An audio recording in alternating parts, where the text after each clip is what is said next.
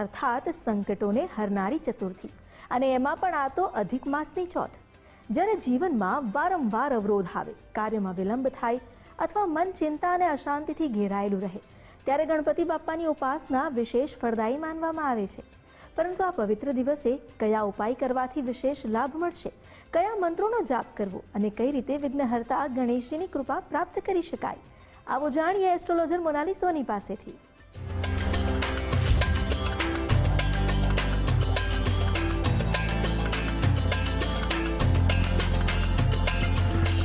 નમસ્કાર, આધ્યાત્મિક મહાશક્તિમાં હું મોનાલી સોની આપ સૌનું સ્વાગત કરું છું.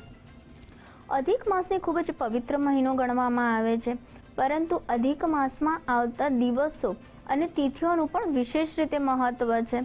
કારણ કે દર 3 વર્ષે આવનારો અધિક માસ અને તેમાં પણ આવતી વિશેષ તિથિઓ જેમ કે 11 છે, સંકટ ચોથ છે, પૂનમ છે વગેરેનું મહત્વ પણ ખૂબ જ વધી જાય છે. આ દિવસોમાં કરેલું જપ, તપ, યજ્ઞ, ફળ વગેરેનું તમને વિશેષ ફળ પ્રાપ્ત થાય છે. ભગવાનના નામની ભક્તિ અને સ્મરણ પણ આ દિવસોમાં ખૂબ જ કરવાનું મહત્વ રહેલું છે. એવું કહેવામાં આવે છે કે અધિક માસમાં આવતી તિથિઓ અનુસાર જો તમે તે દેવી દેવતાઓનું પૂજન કરો છો તો તમને 4 ગણું ફળ પ્રાપ્ત થાય છે. ખાસ કરીને તેમાં પણ આજે છે વિભુવન સંકષ્ટી, એટલે કે ભગવાન શ્રી ગણેશજીની સંકટ ચોથ. પરંતુ અધિક માસ જે દર 3 વર્ષે એકવાર આવે છે અને અધિક માસમાં આવતી સંકટ ચોથને વિભુવન સંકષ્ટી તરીકે ઓળખવામાં આવે છે. અને તે દિવસે એટલે કે ભગવાન શ્રી ગણેશજીના સંકટ ચોથના દિવસે કરવામાં આવતા વિશેષ ઉપાયો અને વિશેષ પૂજાનું પણ ખૂબ જ મહત્વ રહેલું છે. એવું કહેવામાં આવે છે કે આ દિવસે તમે ભગવાન શ્રી ગણેશજીની પૂજા, આરાધના, ભક્તિ કરો છો તો તમને 4 ગણું ફળ પ્રાપ્ત થાય છે અને તમામ પ્રકારના તમારા વિઘ્નો અને સંકટોને શ્રી ગણેશજી ટાળી દે છે. જે અધિક મહિનામાં જે વિભુવન સંકષ્ટી આવે છે ત્યારે તમારે શ્રી ગણેશ યંત્ર સ્થાપિત કરવું ખૂબ જ શુભ માનવામાં આવે છે. આ દિવસે સવારે તમારે સ્વચ્છ થઈને શ્રી ગણેશજીના યંત્રની સ્થાપના કરવી જોઈએ. ગણેશ ચાલીસાના પાઠ કરવા જોઈએ. જે કોઈ પણ વ્યક્તિ આ દિવસે ગણેશજીની પૂજા કરે છે, ગણેશ યંત્ર સ્થાપિત કરે છે અને ત્યારબાદ તેમણે 21 લાડવા ગોળના બનાવવા જોઈએ, જે તેમણે ગણેશજીને અર્પણ કર્યા બાદ તેમણે ગાયોને ખવડાવવા જોઈએ, નાના બાળકોમાં વહેંચવા જોઈએ અને ત્યારબાદ આ પ્રસાદી પોતે ખાવી જોઈએ. આ વિશેષ ઉપાય કરવાથી શ્રી ગણેશજીની કૃપા તેમને પ્રાપ્ત થાય છે અને તેમના જીવનમાં આવતા વિઘ્નો અને સંકટોને ગણેશજી ટાળે છે અને દરેક રીતે તેમના જીવનમાં સુખ સમૃદ્ધિ પ્રાપ્ત થાય છે.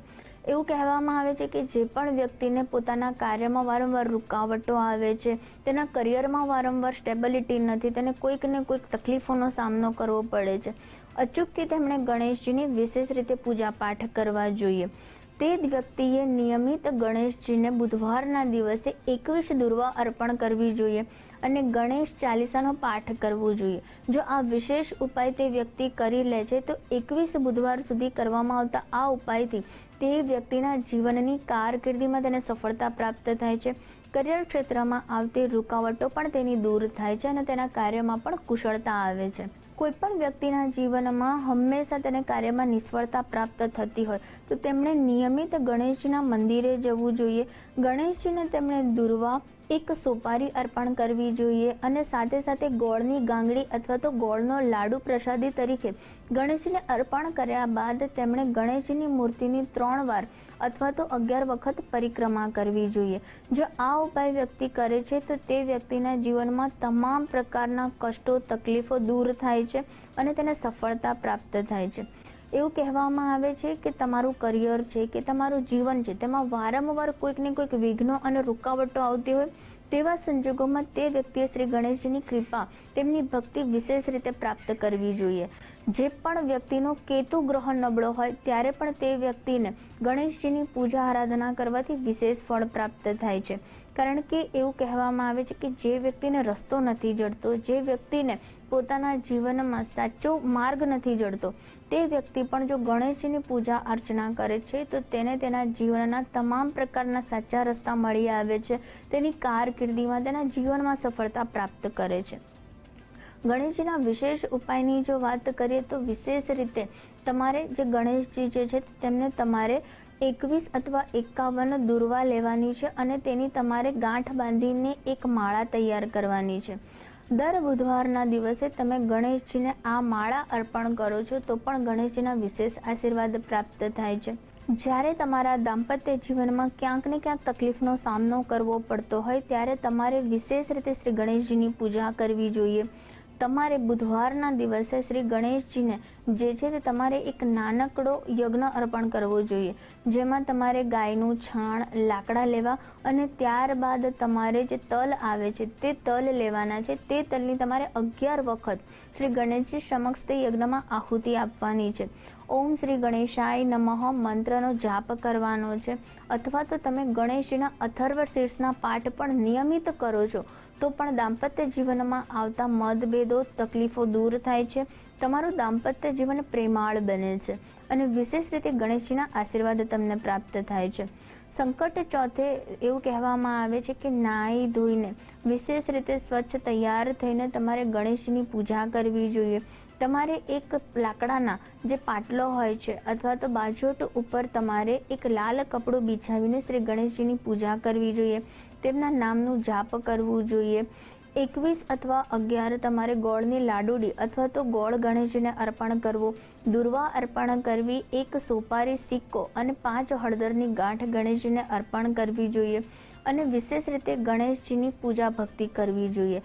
દર સંકટ ચોથે જો તમે આ રીતે ગણેશજીની પૂજા ભક્તિ કરો છો તો પણ તમને તમારા જીવનમાં, તમારી કારકિર્દીમાં દરેક સમસ્યા તમારી દૂર થાય છે. દરેક ક્ષેત્રમાં તમને સફળતા પ્રાપ્ત થાય છે અને ગણેશજીના વિશેષ આશીર્વાદ પ્રાપ્ત થાય છે. એવું કહેવામાં આવે છે કે શાસ્ત્રોમાં પણ ગણેશજી જે છે તેમને પ્રથમ પૂજનીય કહેવામાં આવ્યા છે.